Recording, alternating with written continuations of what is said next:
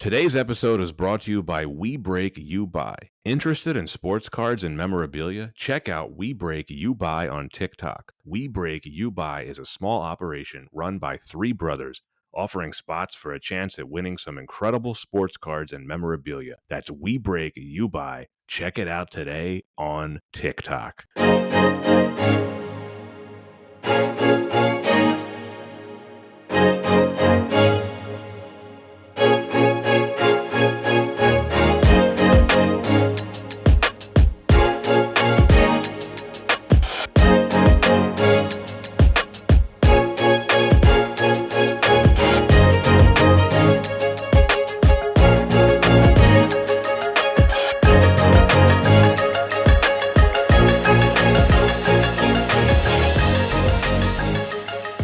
Hello, everyone, and welcome to another episode of Why Wasn't It Better? I am your host, Patrick Darms. And I'm your co-host, Anton Paras. And Nathan Perry, a second-time guest, is back. Nathan, welcome back. Oh, it's a pleasure to be here, guys. It's been long overdue. I'm so happy to be here. It was such a fun time last time, and I'm so excited for the movie we're getting into today.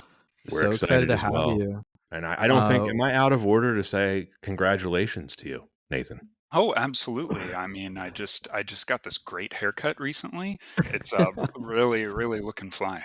Listeners can't see it, but it's a great haircut. I can Smashing. attest. I was there. I actually flew into town just for the haircut.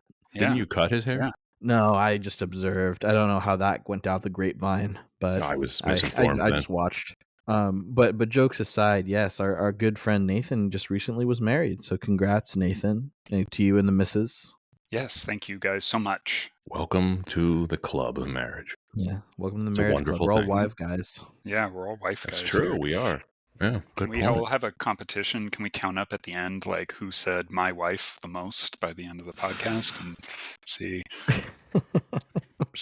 I'm sure there's a counter somewhere that we could do that. I think I'll occasionally say that on a podcast, usually positive things. I'm going to always start positive ahead of things. the game. I watched this movie without my wife. Oh, Yeah. Okay. do you watch most movies without your wife? In terms of for the podcast? It depends. It's Yeah, it depends on the depends if she genre of wants to movie. watch the movie. She's usually interested in the same types of movies that I am, and sometimes vice versa. But like, for example, like when we were doing the last Bond movie, she's like, "You're watching this again?" I was like, "Yeah, it's a Bond movie." She's like, "I'm good." Hmm. And Nathan, did you watch these with your wife? I did watch them with my wife. We had a good time reminiscing about two I would say two Christmas films, very varying levels of maybe iconicness. Okay, all right. Well, that gives a little like hint to listeners. varying levels of iconicness. I'm glad you mentioned Christmas films because we are indeed getting into the holiday season, and as we hinted on during our season recap / season preview, which apparently not many people listen to because they are by far our least popular episodes of the podcast, we are going to be doing theme-based movies starting this season.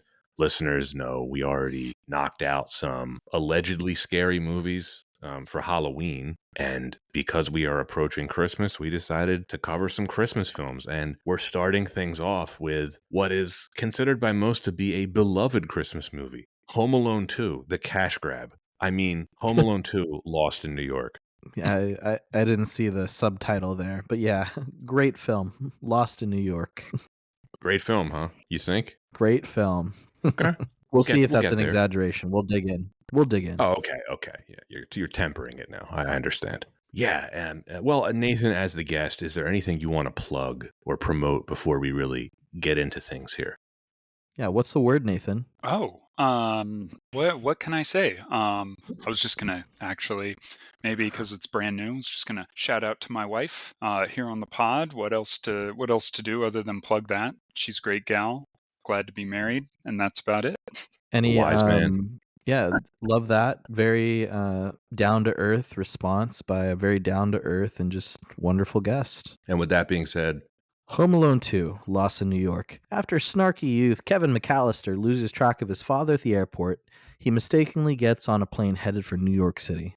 while the rest of the McAllisters fly to Florida. Now alone in the Big Apple, Kevin cons his way into a room at the Plaza Hotel and begins his usual antics. But when Kevin discovers that the sticky bandits are on the loose, he vows to stop them from robbing an elderly man's toy store just before Christmas. Released on November 20th, 1992 by 20th Century Fox. Directed by Chris Columbus. Screenplay by John Hughes. Starring Macaulay Culkin, Joe Pesci, Daniel Stern, John Hurd, Catherine O'Hara, Tim Curry, and Brenda Fricker. Not included, Rob Schneider. Budget, $28 million, $61 million adjusted for inflation, and a box office of $359 million. $787 million adjusted for inflation. Wow. These films know how to make big money. maker. Yeah. At least the first two did. My gosh, I didn't realize how much that was. This was a moneymaker.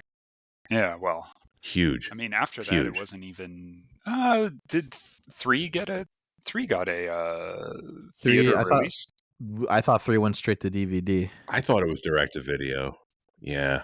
Let's check. I No, was gonna say sorry. You're right.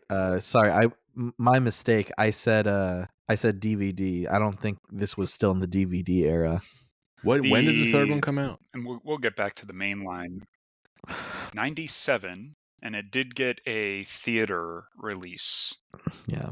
But now I remember looking at it, this was the one that had a larger cast of bandits trying to take on this kid. Wait, Scarlett Johansson is listed as being in Home Alone 3? Yes, she is. Sorry, she was we don't need to go down that. we're going down quite the rabbit hole, but I think this is probably getting folks excited for this film that they haven't thought of. All right, why was this film chosen, Pat? It's the holidays, Lost in New York, Home Alone 2, Macaulay Culkin. Why are we doing this? Well, okay. The first Home Alone came out of nowhere to become one of the most successful blockbusters of all time, right? It was pretty much an instant classic. I remember this being regarded as a classic when I was a very young kid in the early 90s. That's the success that it enjoyed immediately, right?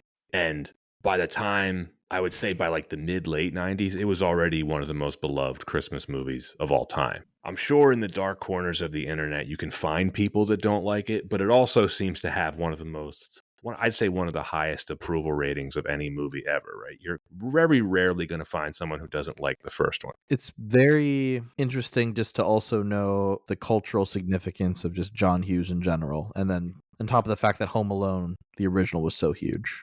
Oh, yeah. This is a very big, important film for John Hughes. And it's also noteworthy for starring the most famous child actor of his generation, maybe the most famous child actor of all time, Macaulay Culkin. John Williams gave us a really iconic score, which has a legacy almost endearing as the film itself. Nathan, since you're the guest, why did you want to participate on the Home Alone 2 discussion? Oh, well, I think it's interesting just thinking about holiday themed movies, right? I think standing out so much compared to, other movies, there's a lot of tastes, but people tend to, even if it's not their favorite genre, get exposed to a lot of holiday movies. I think that's fair to say. It's usually a family pleasing thing, a crowd pleasing thing, and Home Alone 2 is one that is actually very iconic to me because it's one that I remember growing up with.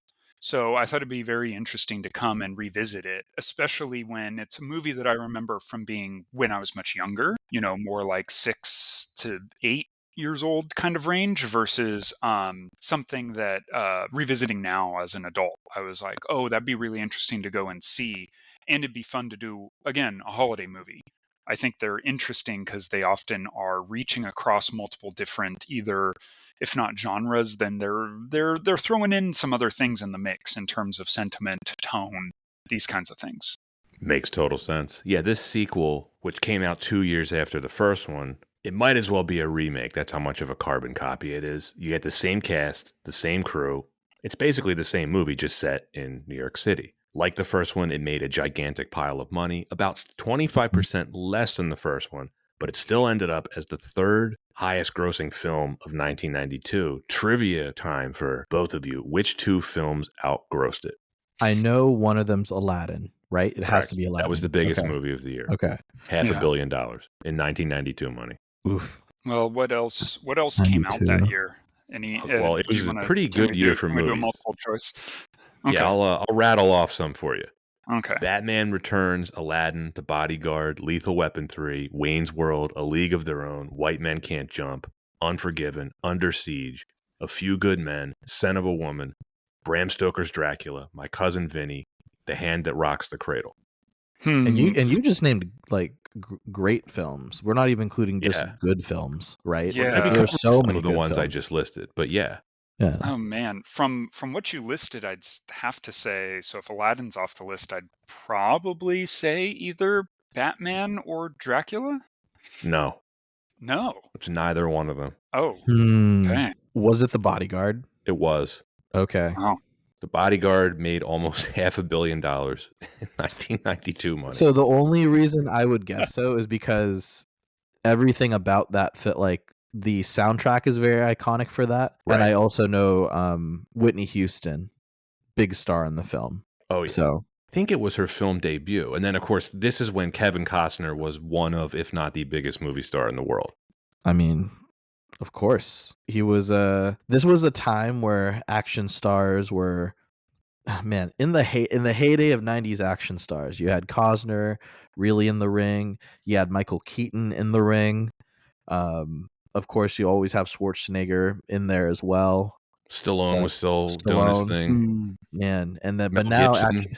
and we talked about this. Action stars nowadays are like Timothy Chalamet. yeah. Yeah. Nothing against Timothy Chalamet, but yes. It's a very different kind of. I mean, I guess you still would have some of the what's his name? I can't believe I'm spacing on it. The Guardians Jurassic World. Chris Pratt. He's kind of an action star. No, Chris Pratt's like more action star adjacent to me. Okay. Yeah, I won't tolerate the Chris Pratt slander like that, Anton. I mean, I'm not saying that he's not like. No, I'm gonna stand by it. He's not a double down. I'm gonna stand by it. I don't. If you're telling me that you can call him in the same like action star status of like Kevin Costner in his day, Okay, well, no, let's not get carried away here. Of course, he's not on that level, but then neither is Timothy Chalamet. Right. I know. That's why. Oh, you were being ironic. Oh, I misread that. Oh dear. Well, no, but I kind of am like I kind of am like being serious. Like, who are the big action stars? It's either like Timothy Chalamet and like that wiry kid that plays Spider-Man. The wiry kid, Tom Holland. Oh yeah, him. Oh, I have a hot take for you, Anton. I hate the new Spider-Mans. They all look like Disney Channel movies to me. Okay, this is one of those shorts on YouTube that are really gonna get people like heated. Look, it's just not for me.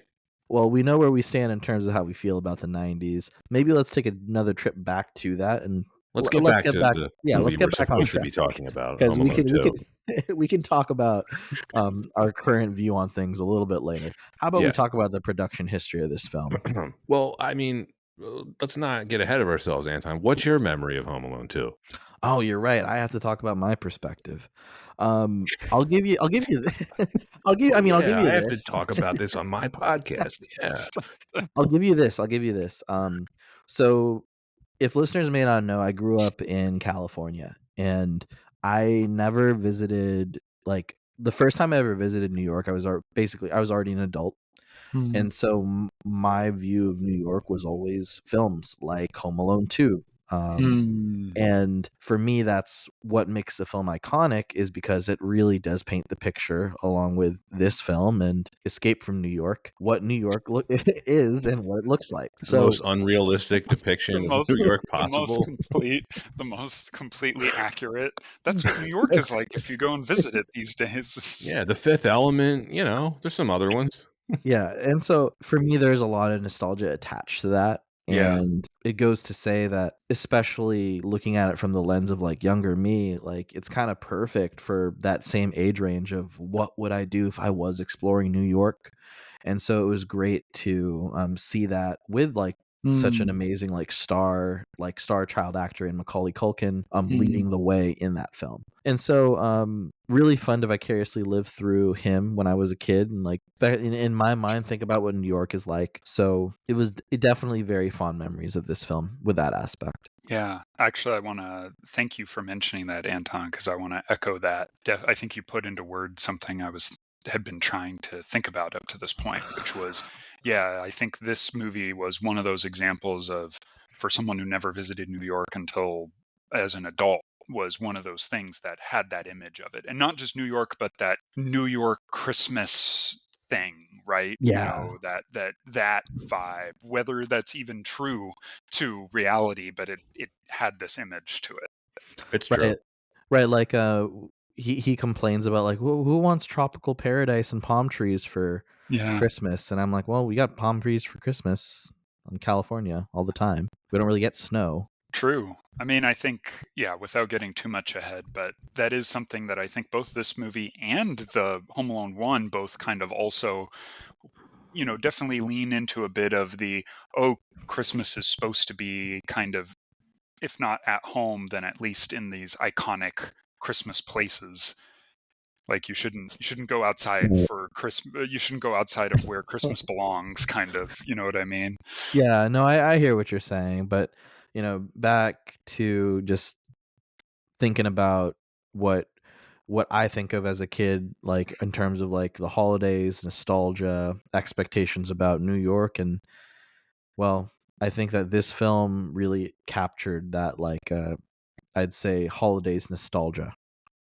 Hmm. For sure.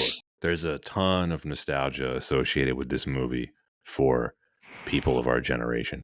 And now for the production history of this. John Hughes, the sole producer and writer of these two films, he signed a 6-picture deal with 20th Century Fox in early 1991. A Home Alone sequel was one of the contracted films. Now, if any of our listeners claim to be a serious film buff and they don't know who John Hughes is, just go reevaluate your life right now. Yep, double down on that statement. Boo. Yeah. Well, maybe if you're a younger listener, you don't, Boo, because we not do knowing who have. John Hughes is. I think maybe if you're younger, you don't know who he is because he hasn't been relevant in a very long time. At least not name wise. Like Yeah, you would it's know you his can't. work You would know his work, for right? I mean, sure. Yeah. even I could say that for a long time I would say that I didn't have an awareness of John Hughes. Even I could have heard references to John Hughes films, but I could never have.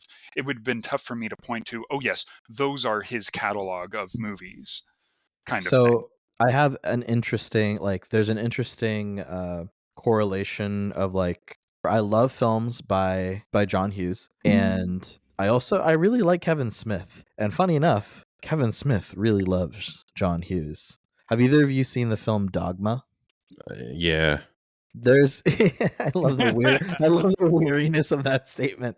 So the only reason I bring it up is because there's a really great part where there's a discussion there's a discussion about John Hughes film, or about John Hughes brought up, and basically the discussion is all of the number one box office films are basically made with a pact with the devil, except for that one film about that kid that was left alone on Christmas. So that was a little bit of a Kevin Smith shout out to John Hughes. But yeah, Gotcha. no, yeah. But I mean, I love John Hughes, man. If any of the listeners aren't familiar, I mean, this is some of the work that he's done. He's directed such films as The Breakfast Club, Ferris Bueller's Day Off, 16 Candles, Planes, Trains, and Automobiles, Weird Science, She's Having a Baby, Uncle Buck.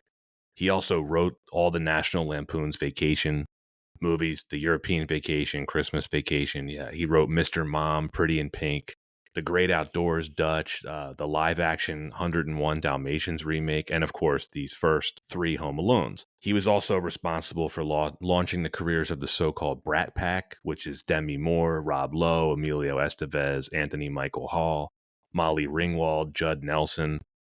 If you're a younger listener, I've probably completely lost you at this point, but you probably know some of these films. Yeah, so no big deal. Just defining a generation. Right, Yeah, right. I put this in the notes. Think a more family-friendly version of Judd Apatow. Yeah.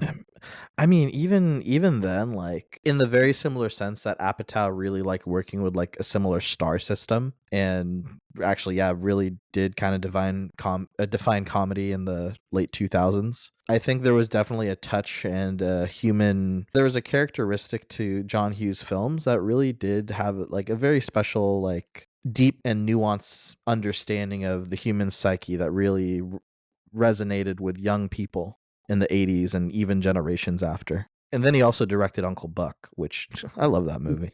I know you do. But would you say Home Alone is John Hughes's greatest legacy? That's His greatest legacy? Yeah. Oh, It's by that's far that's his so. biggest commercial hit, like at I the mean, box okay. office. it's hard to say because like people will probably remember him.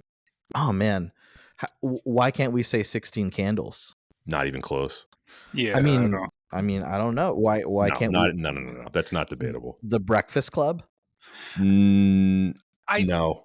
I I mean, I if would you're talking think about dollars alone, like It- no, absolutely not. I But don't like, think I don't think any of his films have the cultural legacy that Home Alone does. I don't think on the whole. I mean, I guess maybe you could point to, and I did want to maybe think a little bit about maybe, so two that I would say. I agree that I don't think anything's bigger than Home Alone.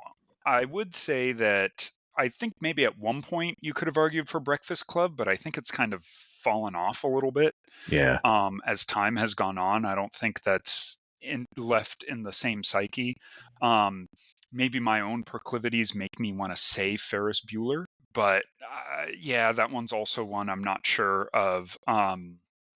I don't know how much you'd say you'd associate him with something like the vacation movies. Because I was going to say one thing I was thinking about was like, oh, yeah, well, Christmas Vacations may be one of the only other ones I can think of that gets like big playtime. But how much do you associate that with John Hughes specifically? right. And I think like part of it is, I guess for me, Breakfast Club is such a genre defining like coming of age film. So it probably has fallen off because there is like a younger generation that maybe has never seen Breakfast Club. Yeah, I wish it hadn't, but I think you're right. I think it has fallen off. I think if you're Yeah. under 30, The Breakfast Club probably doesn't mean anything to you. I mean, does Home Alone still have that staying power though? Yes. No. Yeah, little kids know what Home Alone is. Yeah. we, Well, I we mean, pulled them. we'll No, pull I them mean, and we'll I get just back. it really is one of the most famous movies of all time, though. Yeah. Like Yeah, no, you're right, anyone you're right. of any age knows this movie. Like, Yeah. think about it. Have you ever met anyone who hasn't seen Home Alone? Again, I'm not sure how much I've actually polled for that information, Right. but I wouldn't be surprised. Like, I wouldn't be surprised. I'd be more surprised if someone hadn't seen Home Alone versus Right. Breakfast Right. Club or Ferris Bueller or something like that, right? Right. Like Right. if you're at a cocktail party and someone says, I haven't seen Home Alone, everyone would be like, really? You haven't seen Home Alone? Yeah, So absolutely. to say to your what should have been a home run question, is it safe to say biggest hit and greatest legacy? Sure, we'll agree. Yeah. Well, I thought it would be a fun discussion point. And it was. Okay. Now, the other angle of this is Macaulay Culkin, who has not really been in anything since the 1990s, but he really was a household name back then. He only received $110,000 for the first film. He was paid $4.5 million for this as a salary. He also received 5% of the film's box office gross, bringing his total earnings to approximately $13.5 million. Again, that's 1992 money. So well done, Macaulay. Yeah. Wonder how much of his father siphoned that off. Or I was going to say, how good to him or good to his parents / agents for working that one out. Have you heard the story of how he sued his dad to get control of the trust fund as a kid? Oh, no. It's nuts. Yeah, Wow. it's pretty interesting. You can read into it. We're all familiar, of course, with brother Kieran Culkin. Oh yeah, Who's who's in this movie? I wasn't actually familiar. My on this watch, my wife pointed out and said, "Oh, that's Macaulay Culkin's brother," and I was like, "Oh." For listeners at home, this is the score is Nathan 3, referring to my wife. I'm gonna try to plow through the rest of the production so we can get to the good stuff. Sure. With the exact same cast and crew from the first film, production commenced in December 1991 with a budget of $28 million, nearly twice that of the first. We can safely assume that everyone else got raises, not to mention the cost of filming in New York City. This film was indeed filmed primarily in New York, as well as Winnetka, Illinois, and O'Hare Airport. After 144 days of shooting, production wrapped up in May 1992. Future President Donald Trump, the owner of the Plaza Hotel at the time, allowed the crew to shoot scenes in the hotel lobby and in one of its suites in exchange for a cameo in the film. Duncan's Toy Chest, the toy store featured in the film, is fictional, and it was named after executive producer Duncan Henderson. It was inspired by FAO Schwartz in Manhattan. The Talk Boy, the tape recorder with which Kevin played in the movie, is a prop, or was a prop created specifically for the film. After the movie became a box office hit, Tiger Electronics created and distributed a real-life Talk Boy, along with its pink and purple counterpart, the Talk Girl. When Kevin visits various New York City landmarks, his visit to the World Trade Center was removed from television broadcasts after 2001, out of respect for the victims of the 9/11 attacks. As of Christmas 2018, the scene at the World Trade Center has been restored for TV. Time to talk about why wasn't it better. Number one, the lack of originality. For me, this is the ultimate example of the quote-unquote "it happened again" sequel, which, to be fair, may have been the only sequel that they could have done. The first one made so much money that a sequel was always going to happen. I'm not sure what else they could have done, especially with the concept of a kid being home alone, but make no mistake, this is as cash grabby as cash grab sequels get. Yeah, no, I mean, I really thought about it because we discussed this even before the recording. High level, the formula is basically the same, right? Kid gets left alone, hence the title. Kid has to pull up an illusion that he is not alone to fool outside forces. Kid is in danger and protected by what seems to be a malevolent force, but actually is like a good guy, and then is reunited with a family. That's basically the formula. I think you missed the ward off, bad guys Oh, from right. doing dastardly actions through Using his contraptions. sort of contraptions and little traps and things. Right. Oh, yes. That's a very important. That is an That was. extremely Yeah. important part of the film. I would even argue is maybe the most iconic and like enduring aspect of, or at least in most people's minds, I think the thing that you think of when you think Home Alone.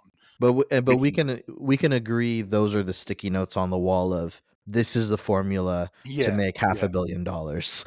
yes, no, exactly. Right. Is the yeah. Run it back, pile on. This does take the cash grab thing to a whole new level, though. I hadn't seen it in a while when I watched it back to back Mhm. last Christmas with my family, and I was really taken aback by just how blatantly it rips off the first one. Every character, every setting, every set piece, every trope, every joke was a just complete repeat from the first film. Yeah, to a point, I think I was watching. I so agree. To the point that even just the setup at the beginning repeats the same character interactions, right? Yeah, pretty much. I was surprised actually at how much it was like Kevin and his older brother get into a fight or get into a fight, right? Like that is, it's not Kevin and a sibling. It's not Kevin, and Kevin ends up in some circumstance that causes him to have disagreement with his family, but it's different in the second one. It's literally Kevin and older brother have disagreement and interaction, but different, but it's not identical. Yeah, definitely like repeating down to that level. It's pretty wild. Yeah, that's probably my biggest gripe with this film. They just made everything here bigger, more extreme, other than the setting, changing it from, suburban Illinois Hmm. to the Big Apple. It's just carbon copy of the first movie, right? The house becomes a toy store or at least an abandoned brownstone, which we'll get to. The pizza guy gag becomes the Plaza Hotel employees. It's even the same, where it's a sequel to the same fictional film from the first one that he's watching. The creepy Mm. old neighbor becomes homeless bird lady. The slapstick comedy gets dialed up to 11, but now the bad guys have a gun. The violence is more cartoonish. It's more cynical. It's more cheesy. I don't think you could call the first Home Alone realistic, but it was far more grounded than this. In this film, we see one of the sticky bandits. He gets turned into a skeleton when he's getting electrocuted, and Yep. he falls several stories with just no real wounds at all. I remember watching that on my rewatch and going, "Wait, what? Wait, what am I seeing?" Versus my memories as a kid, where that just I felt like fit in a little bit more. I remember watching it now and going like, "That feels like whoa, we've dialed it up for sure." And here's the question.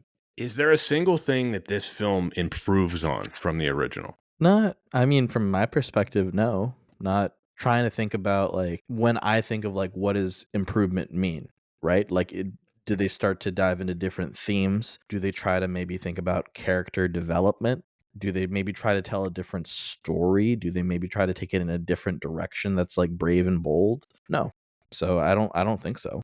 Yeah, I think everything they try to do is worse. And I think they did themselves a disservice by blatantly ripping off the first one so much. They weren't thinking about this at the time because, as we know, this was just a cash grab. But in the long run, they were always going to open up the door for side by side comparisons of the first one. Like, take Homeless Bird Lady, for example. It's clearly an attempt at recreating Old Man Marley from the first one. But the difference is why I think this one's worse. Marley in the first film, he had a real background. He had a real story. He had a real function in Kevin McAllister's life. He was one of the neighbors. He had a reason to help Kevin at the end, right? He had a very logical, plot supported reason for existing. Homeless Bird Lady, she knows Kevin purely by coincidence. He just stumbles across her when he's running in Central Park. And they try to humanize her, right? They try to give her a backstory. For whatever reason, she's a homeless Irish person in Manhattan. I don't know why they didn't Right. just cast an American actress, but whatever. Marley is one of the better arcs of the first one, I think. Think about how well written that scene in the church is. It's I mean, really good writing from John Hughes. It's really good character development crammed into a couple minutes when he's just talking to Kevin. He's this creepy old neighbor who previously terrified Kevin, but he becomes humanized with that one line when he walks over and says Merry Christmas. right. Yeah, no, I'd even go to say that Marley is probably the only character with an arc in Home Alone. You could maybe say Kevin has one in terms of learning to be, learning that, oh, I actually do like my family, oh, I do want them. And that, that's your mileage kind of may vary in terms of just because it is a child actor, it can be kind of, you can lose some of that. But Marley's the only one that I think actually you see something happen, a character that has a conflict and there's a resolution to that in the sense of like, or goes through some sort of change, some sort of dynamic character change versus I don't have there's no one in this film that has any sort of change. I mean, Bird Lady is the same as she was at the beginning of the movie as it leaves off. Yeah, I Still mean, homeless. Like even still with her birds. yeah, and there was no still the birds. And I was thinking about this too. There was no real like reconciliation between Buzz and Kevin by the end of the film, right? I mean, No, there's a not really. in two. I mean, there is a sort of a nod to it through like a statement where Buzz is like, Kevin, we all, if you, it's you're screwing up, got us this amazing Christmas, so thank you." And there's that little, they have like a little nod at each other. But I mean, how much of a do you even remember that there's anything to be reconciled by the time you get to the end? No, but I Like, mean, like, No. I'm just trying to say, like, if we're trying to think of like how do we even like it seems like a low hanging fruit. Fix that, like anything deeper. I think the easiest way for them to make this better, it was sitting right in front of them the whole time and they completely whiffed on it. If you want to retread the same territory, right? The toy store would have been a far more fun, slightly different twist on things, right? Like imagine Kevin setting up all his traps for Marv and Harry there in the giant toy store. Like that is far more interesting to me than just a vacant brownstone. Oh, sure. Actually, and I hadn't thought of that until you mentioned it. That of course would have been so fun, which also was something I was thinking about in the context of both of these movies, because I think that for me, I always have an image of so much more like Kevin laying traps for the bad guys that takes up so much more of the movie, but it doesn't actually take up that much more of the movie. Either of these movies. But for sure, like upon rewatching, like, yeah, why do we have a giant toy store filled with stuff? Because that's the iconic idea of Home Alone, or one of them is like Right. kid with a bunch of toys, with a bunch of stuff, and like sets up like booby traps of stuff and makes it and then you don't need to you can even cut like some of the fluff from the movie in terms of like having to justify this whole like, oh, remember we have that family member that lives in New York. Oh, are they even home anymore? I hope Kevin can find that, check in with them or something like that. And it's like, could have cut Right. all of that and just kept it in the same toy store like setting. And I'm sure you could write around to make it function the way that you want to. But yeah. Yeah, I know I'm being harsh on this, but I'm gonna stick to my guns on this. I am a story guy, and like for what I want out of a sequel, I just want something, try to do something a little different. This film offers nothing. It just made me want to watch the first one again. That's how close it is. Every time I see this movie, I'm just like, I could be more entertained if I just rewatch the first one again. Because for me, the first one scored a lot of points. It was pretty fresh and original. That kind of concept hasn't really been done, at least not as a children's movie. It scored a lot of points for me because the whole idea behind it, and what's not in the first one, is the first half of the first one is basically just the riff on like, well, like if you were a kid and you were left home alone, like what would you do? And he Mhm. just has a bunch of fun, right? And he gets into a little bit of trouble, but that's taken away by him just being in a luxury hotel in Manhattan. Is it though? I don't know if I would follow track with that completely. I mean, I think that there is an element of getting into a little bit of charm of like, oh, how do you one up like a kid being at home by himself, home alone? It's like, stick him in a hotel and give him a credit card and do Oh, whatever we'll he get to the wants with credit it. card. Yeah, we'll get to the credit card, but give him all the cash. Let him go crazy. Let him eat all I mean, you think he had some ice cream from the fridge in the first movie? Give him, room service ice cream or something like that. Let him go nuts. I mean, it's certainly just it's not like new. They're just upping it. I don't know. Where was I going with that actually? Other than saying that I think yeah, it's repeating, but I don't think it's like completely. I think it has its own little charm there. There are some certain charming things about it. I do like when he gets the limo with the pizza. That's one of my favorite parts. That's a lot Right. of I fun. think I think in some ways it's leading even more into like the kid fantasy. Like what if it was one thing to be a kid at home and no parents, but now here's a kid with like go to the toy store, get whatever you want, right? Go get a pizza in your limousine and watch The Grinch or whatever. To watch The Grinch again. We did that in the Again, first yeah. one too. Have to watch the same movie. And also, one of the things I noticed, this is 2 hours long. It's a full Oh, 20 minutes longer than the first one. I thought it dragged a little bit in the middle. The first one had a much more brisk runtime. Hour 40 is a good length for like that type of movie. 2 hours is pushing it mhm. for me. Totally agree. Did Yeah, we lose completely. Anton? No, I'm there. I'm there. Okay. Just thinking. Yeah. I just keep thinking like, so if it is a film about like kids like me in the 90s, where I wonder what would it be like to explore New York with a credit card and all the possibility in the world. Pat, do you think that actually being a kid in the 90s, that was, you're in the East Coast, you're basically New York was right next door. Was it a pretty accurate depiction of New York in December? Yes, it was, because even to this day, like Christmas time is one of the best times to go to New York. It is all decorated up like that. It's not just Rockefeller Plaza. It's a Mm. lot of the main avenues are decorated with lights and wreaths, and it really is pretty. It's a pretty cool experience if you ever get the chance to go to New York during that time of year. I highly recommend it. I think I was a little jaded though, growing up so close to New York and visiting New York so often as a kid.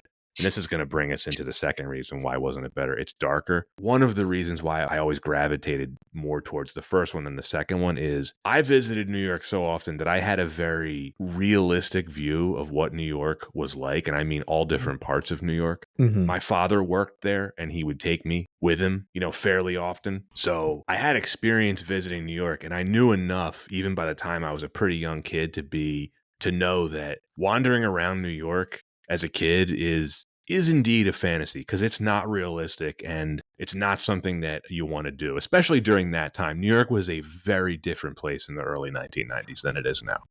It's one of those things, you've got movie magic that you can Right. kind of be in, right? And I think Anton and I both resonate with as a kid seeing this movie and it having a certain kind of like, oh, the big city, right? The big toy store, the big, like, that excitement and space. And yeah, I think for as you're saying though, like, looking at, is it darker? Even the film alludes to it a little bit at times. Well, yeah, and I mean, I guess New York truly is a more accurate depiction of New York was Predator 2. That was LA. Oh. Coming to America. There you go. That's a good one. Same era. The whole credit card thing, Nathan, I'm glad you brought that up. That whole scheme is just completely ludicrous. Yeah. I think at the time that I watched it as a kid, I thought nothing of it. It was a cute, fun, silly thing because I probably didn't know how credit cards worked as a kid. I thought this was how they worked. Now looking at it, I'm like, because I remember like the tape recorder. He plays the tape recorder back. Oh, it's so funny. It's so clever. Now I'm just like, this would never happen. No, Like, and this would never. not only the credit card thing, but just like knowing how all the steps and protocol to even check into a hotel room. It's like there's no way he would have gotten a hotel room. Yeah, you need ID. Yeah. It would never be like, oh, No. my dad's in a business meeting and really is going to be very angry or whatever. Okay, I had a question about this, right? Why would his dad report the credit card stolen? They know that Kevin has the card. Like, why would they do that, essentially cutting him off? Because when you report it stolen, he can't use it, which means you can only track him as far as soon as you report it stolen. I don't think that that's out of bounds because they don't necessarily know that Kevin's going to be using it. They knew that he checked into the Plaza Hotel. They knew that much. Oh, well, I think that they knew that because it was reported stolen. They had the credit card on file, but they didn't ring it up yet. It's when Tim Curry went and rung it up, it finally flagged it. I think when they were in Florida and they were like, oh, we can report the credit card if they use it. And that's where they had the gag of like, I don't even think Kevin knows how to use a credit card. Right. And at that point, if I was a parent in that situation, I don't think I'd do what his parents did. Oh, no. We can talk about his parents for a while.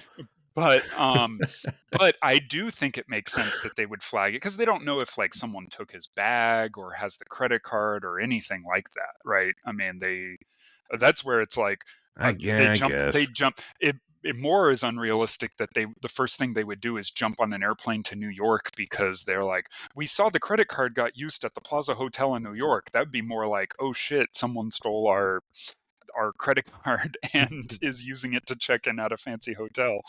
Watching this as an adult, I just found the entire thing much, much darker than the first film. You have his family, the McAllisters, they're gaslighting him at the beginning. They believe everything his brother says. They set up the exact same conditions as the year before that led to him being left alone and repeating the mistake. Like his mother, played by Catherine O'Hara, she like sort of blames him for everything that happened. Like, well, maybe if you wish your family would disappear, it'll come true. And then she kind of implies that at the beginning of this one. Like, remember what happened last time when you did this? Yeah, I know. How toxic is his family? That's a good point, and actually one that I forget where I'd heard this before, but if you already lost him once and then you did it again, probably should send a couple reports back to that household. They're really not taking care of that kid. No, not at all. I mean, watching them back to back, the just ridiculous sequence of events that needs to happen to get them to losing Kevin in the airport is just, I don't know if just like going on vacations and going to the airport was different in the 90s. I know it was a long time ago and I certainly don't remember it, but I can't for a moment think like you would like have everyone run through the airport and like nobody's going to have a hand on the youngest kid, or like no one's assigned to keep track of him. No one's like, none of that. It's like, oh, whatever, we'll all get there. Oh, when they say, well, they'll make sure everyone gets on board, it'll be fine. Or even just before that, no one sets clocks correctly back then. No, no. Or like we always end up with the power going out and no one thinks of like maybe we need to double check before we go to sleep. They Because we keep did have a making jokes situation. about like, oh, they did it again. Right, they Mr. keep McAllister faking it doesn't out. understand that if you unplug a clock, it resets it. Yeah, I don't. It definitely felt even more ridiculous in terms of. I mean, both films are ridiculous in terms of how do you end up with like missing your child. And I guess maybe slight credit to this one that at least they made it to the airport together, which I guess is better than the like we didn't even make it to the airport together, which I still don't even get how that works in the first one. But I guess Yeah, they needed to make it happen. yeah. It's like they learned nothing from the first Yeah. the It events of the first film. Yeah. if it happens the first time, it's like, you learn from it, don't do it again. Happened the second time around, it's like someone check on that kid. Someone check No, on all those kids. absolutely. I find it is interesting looking at this film as being darker. Because yeah, it's definitely got some points of like a little bit of both darker in the sense of like, family seems more annoying and messed up. Two, you've definitely got like seedy New York scenes Oh, for you mean when he stumbles onto the set of Blade Runner? right, like definitely running into like, oh, oops, I walked down the wrong street here. Now we're going through that. Or even honestly, even there's one very explicit scene where he like runs into all the like vagrants and creepy people. But even the Oh, other and nighttime Jabba the scenes, Hutt driving a taxi the cab? taxi driver. Yeah. The hookers. Yeah, just all of the like, oh, remember, hey everyone, we know you love New York. This is a film about New York. Don't forget, this is also New York. It feels like, oh, we really got to get all of our New York cliches and stereotypes in there. The film crosses the line for me when you have Harry and Marv basically attempting to murder him with a gun. That's where it's a major difference between this one and the first film. They were just kind of goofy. They were goofy like burglars in the first one, and Yeah. here, like I just think having a gun in this kind of a movie is very strange for me. And it's not something I ever thought about as a kid, but like Yeah. watching it now, like trying to have a family of my own, I'm like, this is weird. That's terrifying. But Yeah, yeah, it definitely stood out upon rewatching. Like, whoa, they alluded to it earlier in the movie, but it like when it was pulled out, it's like, whoa, man, I calm mean, down. I think if we want to go back towards a track of cartoon violence, it's not too far off along the lines of Bones showing when touching something, some live electrical wire, or Yosemite Sam like pulling out his guns to, I don't know, threaten Bugs Bunny. It's used kind of in that same, I guess, style of comedy, but I think right now, of course, the lens is that's a serious weapon. I'm glad you Yeah, mentioned the cartoon violence because in his review for the film, Roger Ebert has a quote about that. He said, "Cartoon violence is only funny in cartoons. Most of the live action attempts to duplicate animation have failed because when flesh and blood figures hit the pavement, we can almost hear the bones crunch and it isn't funny." End quote. I don't know if I completely agree with that because I think cartoon violence can work in live action films. I don't think it works here, though. I do think I don't even want to call them pranks, like the booby traps that Kevin sets up for Harry and Marv, they are significantly more violent in this one than they are in the first film. You could make the case they may have survived the first film, although getting hit in the head with a snow shovel may kill you, especially a snow shovel like that old man Marley used. But this one, they Mhm. would have certainly been killed multiple times. oh, I mean, I would, upon rewatching the first one, I think there's a few, I mean, maybe it wouldn't kill you, but I think you're not walking away quickly from like the No. iron falling on your face and stuff like that. And Oh, I forgot about that. Yeah, that would yeah, probably kill you. that's or even if it doesn't kill you, you're out for the count for a while. You're not getting up and doing honestly, and that's where I agree with you, Pat. There is upon rewatching the first one, I mean, that is a definite appeal of the movie is the sequences where they're flopping around, sliding, Joe Pesci like sliding on the ice trying to get up the stairs to the house and keep falling and like has to go up the railing and stuff like that. Like that is I mean that's Home Alone, right? That's part of it. Well, I realize now what the film was missing to kind of ground it a bit more was, if the fear is you don't want, the kid in the film to get hurt, then if something, God forbid, something were to happen to, to Kevin's character, it would probably be a good callback to have a piano fall on him. And then you lift the piano lid and then he smiles at the camera, but instead of his teeth, they're like piano keys. I think that's what the film was missing. You know what else it could have done without? What What? it had, but it didn't need? Did you guys catch the joke about him seeing Uncle Frank in the shower? Yes. That would Yes.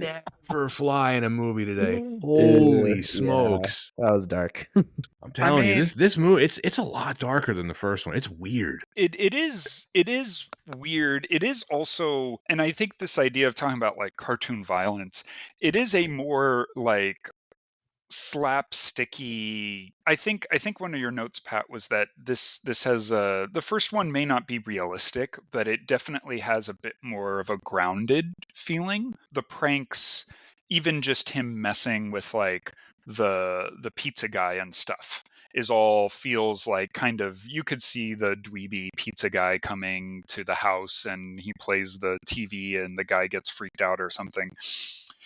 Conversely, flip that here in the second movie when it's like Tim Curry and the entire hotel staff are like having this standoff around the corner with the TV playing or something like that. And it's so much more exaggerated.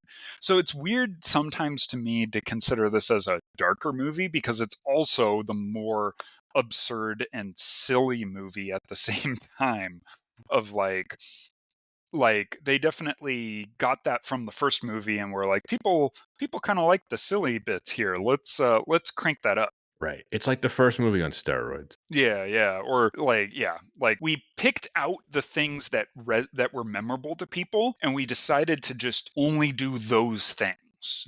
Like there isn't this to me in the same, you talk about dark, and I actually think the first movie is actually a bit maybe in a certain sense darker tonally. I feel more for Kevin's loneliness in the first one. I feel Yes. more for Yes. his broken relationship with his family. I feel more for the desperation of his mom in the first one than I do in this one. And so like those are things that feel darker. Like there's much more scenes of like Kevin wandering around alone and being alone in the first one that I'm just like, man, imagine being a kid and home alone and like you had your fun for a minute and then now you're like, I'm alone. And conversely, how about we cut all of those out?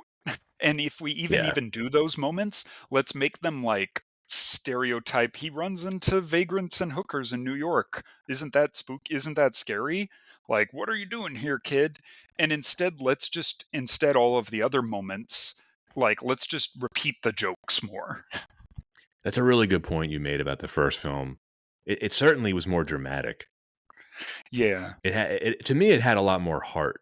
That's the word I'm looking for. Yep. But I mean, yeah, darker in a way. Yeah, it was certainly more serious. And in this one, they replace, like, I'm thinking about the scene at the airport in Paris in the first one where his mother is so desperate to get home to find him. She's like pawning off her jewelry to try to trade it for plane tickets. And like, there's nothing like that here. They just play it like a joke when they go to the police station. He's like, oh yeah, we did this before. Ugh. Yeah, I will say I think that scene definitely felt a bit like his parents being like, "Oh my god, this is happening again." Like we're trying to laugh it off. We're trying to have some fun with it because oh my god, this is again, and now we don't even know where he could be. His dad Kind of sucks. thing. He's not that concerned, like at any point. To be very fair though, like I'm trying to think about back to like even what was the point of this film. Like, we know it shifted to a darker tone. We know that like it seems like a lot of these elements seemed a bit more watered down or just less human, almost less human characteristics of what we would expect a parent to do. But the studio just wanted another film to make money, and so like course. these are the kind Yeah, of of things course. that get left out. This is a And shameless cash grab of a sequel. Like they're not even pretending. They're just like, we're gonna rip the first one off beat for beat, line for line, dial up everything to 11. it definitely, it's like, I don't even know, other than, replaying the same ideas, the same concepts, replaying the same, yeah, the same ideas of like kid has, no parents, no responsibility. Kid has more freedom because of money or something like that. What does he do? Right. Yeah. And, replaying that, but more, right? Now we exaggerate it with a hotel and silliness and stuff like that. So, Couple questions for you both. Was Mr. Duncan a ghost? He appears at the end talking to the police, but when Kevin first meets him in the store, remember Kevin looks back after he gives him the 2 turtle doves, which are 2 worthless pieces of plastic.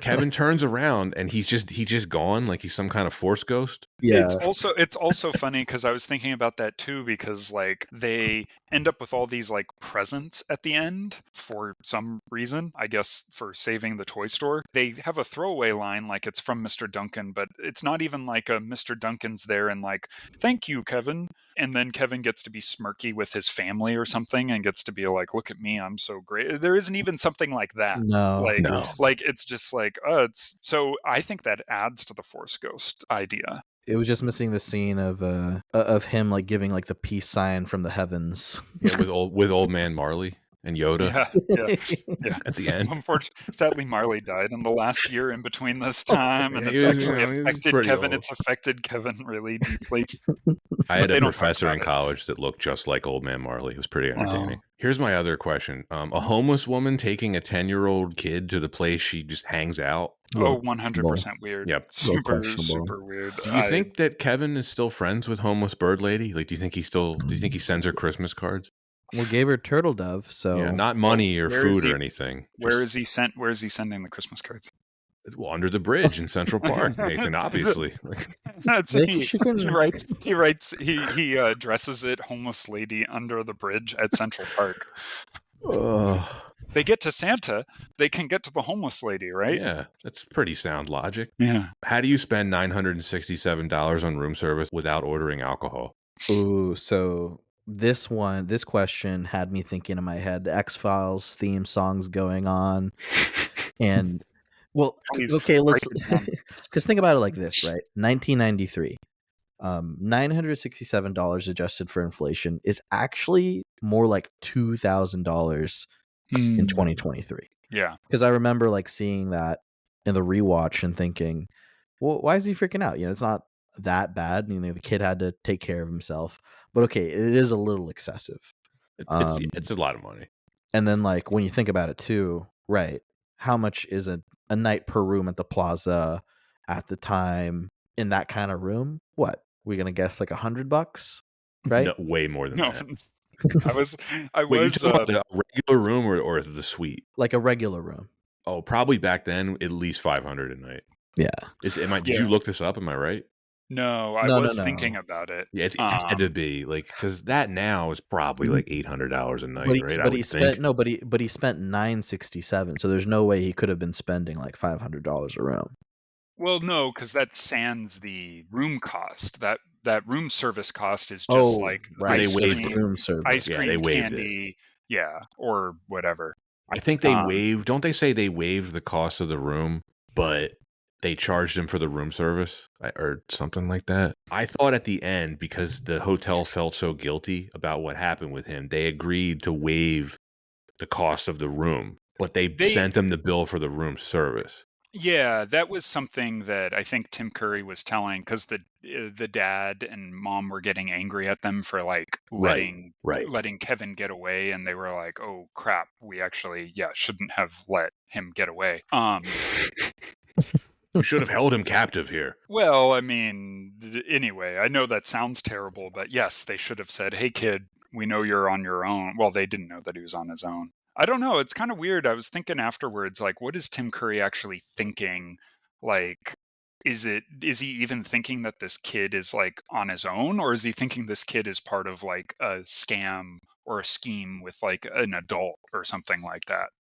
I mean, It's there's unclear. just It's yeah. really his obsession with trying to, like, figure out if he's there by himself is really weird. But don't It worry. it is weird, but you could do, like, a whole movie that's just that and maybe Yeah. have, like, kind of like a fun little thing, but instead it's, like, feels a little bit like, "Oh, we have to have that and the sticky bandits."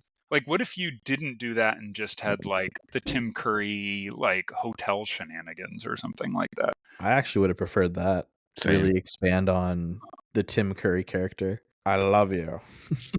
Like, he's really funny, him and Rob Schneider, and, I can't think of the woman's name who works at the hotel. She's been in a bunch of stuff back in Mhm. that era, though. She's really funny. Yeah, you're right, you could have done a whole movie with just those 3. It probably Yeah. would have been more interesting than Joe Pesci and Daniel Stern, who we haven't even really talked about yet. I mean, I think they are really funny in this movie, but, yeah, and it's just completely recycled from the first one. I had a tough time watching this and being like, "Oh, I'm like, disliking some of the I mean, because it has Macaulay Culkin being a charming scamp, right? You know, Right. kinda being a funny little kid, conning, Tim Curry and the staff, him on the run from the bandits, and so it still has all those elements and is fun in that way, but at the same time, it's like, I guess I would say certainly this movie didn't overstay its welcome. If they had tried to do a third one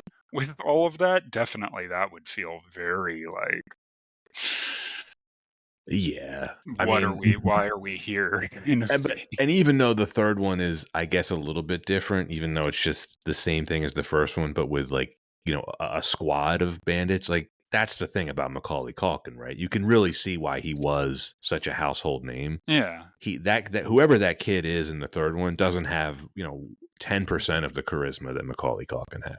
And that's why absolutely. these 2 films work, right? Yeah. Macaulay Culkin, without his performance, neither of these films work. Mhm. Yeah, and that's why I think you can even have this one, which is such a retread, rehash, and it still be well, him and Joe Pesci and Daniel Stern, the other Yeah. guy. That trifecta gives you enough that you can have even a just pretty by the numbers rehash in a different setting, and it's still going to be fun. Anytime you get them doing stuff, either together or separately, it's fun, right?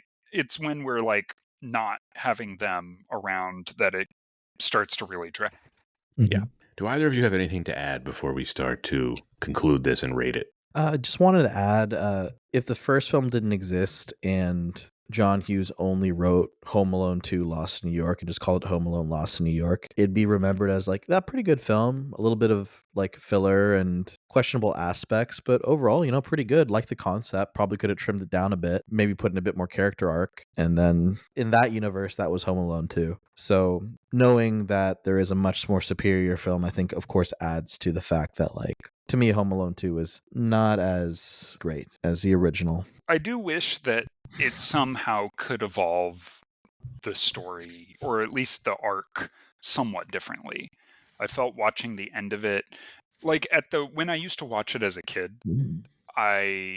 seeing him say, "Oh, I wish I could have my family back. That would be so great." In the context of not being familiar with Home Alone 1 and just watching this one, it felt like a complete arc, right? From the beginning of the movie, "Oh, we had a fight, we had a falling out, I got separated, I went on this adventure, I want my family back. We come back together, it's happy." But instead, especially when it's just especially comparing the two, it's like we didn't get anywhere. Why are we having the same sentimental tone completely Mhm. repeated? It's just it's to me that's I think one of the worst sins that the movie commits, if I could say Yep. so.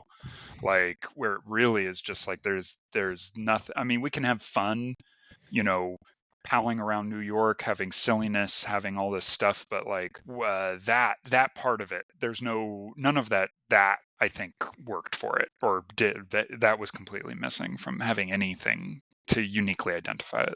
So, Nathan, how would you rate this? How would I rate it? I think I'd give this a solid C plus. All right. Can you expand on that and the why, please?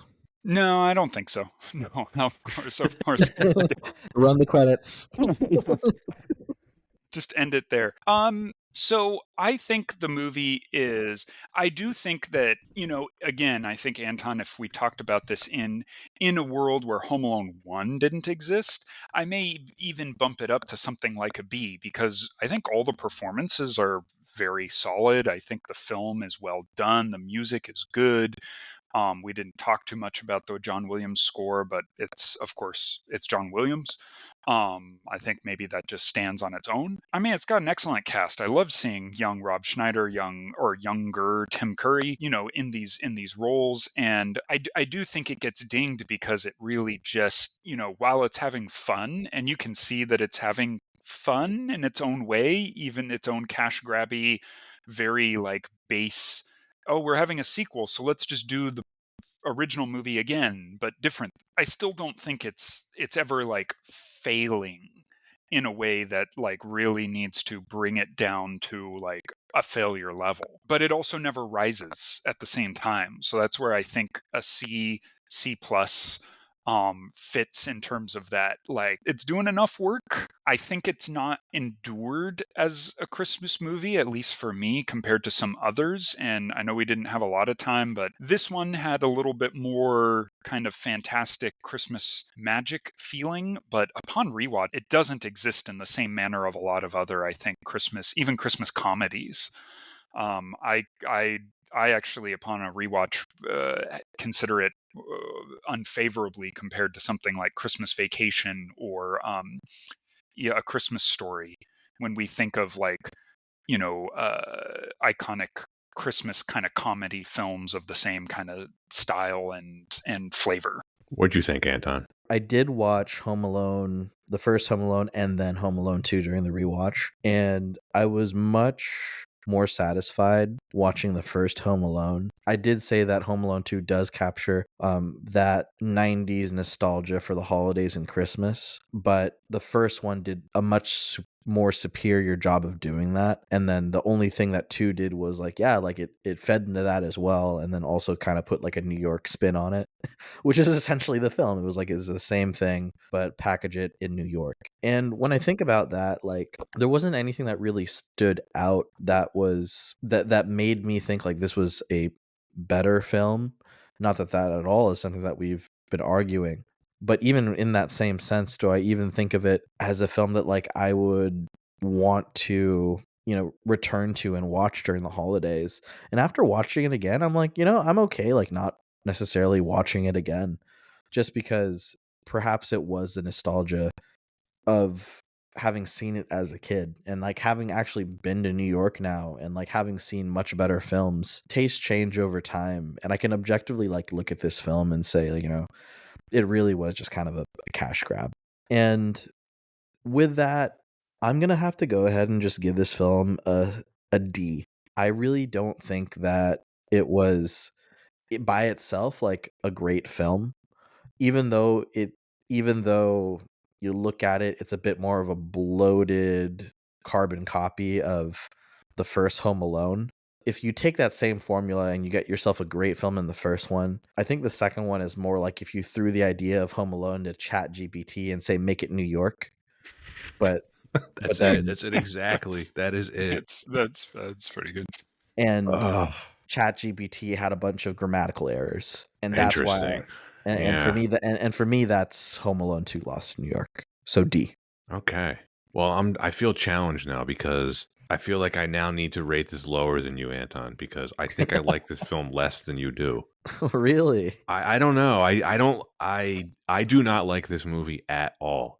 I loved it as a kid, but I went a long time without seeing it again until, like I said, it was either last Christmas or the Christmas before. I can't recall which, but regardless, I was like you. I watched this back to back with the first, and I was shocked at how much I did not enjoy it. I got some nice nostalgia vibes here and there, but overall, this movie low-key stinks. There's not a shred of originality in it. The first one is lightning in a bottle. It's the type of movie, kind of like they're not similar, but they're related. I'm going to bring us all the way back to the original Willy Wonka and the Chocolate Factory film. They've tried to remake that once. They're sort of trying to remake it again soon. To me, that movie's always been lightning in a bottle. They're never going to recreate that. I don't think they'll ever be able to recreate the first Home Alone. This sequel tries to recapture the first one's magic by copying it verbatim. The performances, they're good from the three leads, Macaulay Culkin, Joe Pesci, and Daniel Stern, not Danley. But that's precisely why I don't enjoy it. Because if you've seen the first one, then you've already seen this one. All you're missing out on is some New York humor. And it's not even a good New York movie. There's really no new elements in it. It's the same premise, same jokes, same structure. It's the same darn movie, just with diminishing returns. I think it's completely deserving of the 35% Rotten Tomatoes score. Considering how much I did like this movie when I was a kid, this has the biggest drop-off that I've experienced so far on this podcast of rewatching something that I hadn't seen in a long time. It's pleasant enough to watch with your family around Christmas, but there's no way I would ever rewatch this again on my own. You can save yourself 2 hours and just rewatch the first one again. I'm going to go D-. Fair. And that's it for Home Alone 2, Lost in New York. Nathan, thank you so much again for joining us. Pleasure is all mine. I love being here. I love what you guys are doing, and I love getting to be a part of it from time to time. And absolutely looking forward to being back soon. Yeah, thank you, Nathan, for being here, and big shout out to all of our listeners that have grown because the famous Nathan was on the podcast, and we had more listeners sprout out in the SoCal scene. Indeed, we did. After we talked about the Netflix masterpiece Death Note. Yes. Oh, on a funny note about that, Nathan. So most of the movies that we cover, if the listeners that I know and I'm personally friends with, they always give me feedback on the episodes. Death Note was one of the few ones where most of the feedback I got was, I haven't seen that movie and I don't want to. Most of the films, like, people are interested in seeing if they haven't seen it, but they're like, you guys trash that so bad. I mean, I'm surprised it didn't even pique some people's interest of like, oh my gosh, they spoke so poorly of it. I need to see what the car wreck, is. But I guess we gave it enough clarity. I guess we gave enough clarity. Yeah, we hit it with a bad enough times. Yeah, we did. Well, I think it's also interesting too when you have to consider it's a poor remake of a beloved thing that's like, oh, you might as well just watch the thing that it was trying to imitate. It's just going to be better. Yeah, it's not even. No, exactly. It's not even a uniquely or inspired redo of it. No. It's not even a play for numbers remake that's just a cash grab. That maybe could at least have something enduring, right? It's not even at that level. It's even like you tried to do something unique and it was poorly done. So, but we don't have to talk more about that. No, that's it for our first Christmas movie, Anton. I think next week it's going to be The Grinch. Well, yes, it is, and I think that'll be the next episode, listeners. Here, yeah. The unfortunately, The Grinch did commit a felony with how much he stole from Whoville. Oh, those poor Whos. Yeah, living in the uncanny valley with the weird nose makeup.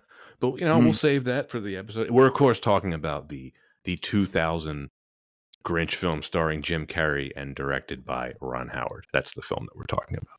And we will see you then as we talk about how the Grinch stole Christmas.